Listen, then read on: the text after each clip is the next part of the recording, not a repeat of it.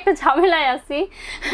কারণ আমি যাকে নিয়ে কথা বলি আমার মনে হয় যে তারা আমার উপর খুব রাগ করে। আমার যদি সামনে পায় তারা কি যেন করবে, বাট হচ্ছে নাম বলবো কারণ আমি হচ্ছে খুবই স্পষ্টবাদী। আর আমি স্ট্রেট ফরওয়ার্ড কথা বলি, কাউকে কখনোই ভয় পাই না একমাত্র আল্লাহকে ছাড়া। কাউকে ভয় পাওয়ার কোনো প্রশ্নই আসে না, সবশেষে মৃত্যু, এরপরে তো আর কিছু নেই। তো যেহেতু মৃত্যুকেই ভয় পাই না, আমি আর কাকে ভয় পাবো ভাই। তো সবসময় সত্য কথা বলার চেষ্টা করি। তো মুটিয়ে যাওয়া কয়েকটা নায়িকা, দুই তিনটা নামই বললি, যেমন হচ্ছে সব সবার আগে নাম আসবে অপু বিশ্বাস আপুর।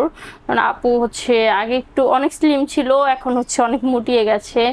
আমার মনে হয় যে সে যদি চায় এখনো স্লিম হতে পারে, স্লিম হয়ে আবার সিনেমাতে নামতে পারে। কারণ যেহেতু দর্শক তাকে হচ্ছে এভাবে নিয়ে নিয়েছে আর সে নায়িকার খাতায় নাম লিখেই ফেলেছে, তো চাইলেই তো আর সাধারণভাবে জীবনযাপন করা যাবে না, তাকে নায়িকা হতে হবে, ইভেন হচ্ছে তার স্লিম হতে হবে।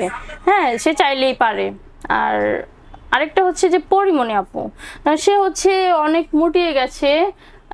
দেখলাম যে কয়েকদিন আগে সে অনেক পরিশ্রম করতেছে। হ্যাঁ, এটা ভালো, এটা আমার অনেক ভালো লাগছে যে সে আবার পরিশ্রম করতেছে। কারণ বাংলাদেশের মানুষ হচ্ছে যে পরিমণিকে দেখতে চায়, সেই পরিমণিকে যদি না পায় তাহলে দেখবেন যে একটা কি বলে, ভালো লাগাটা থাকবে না।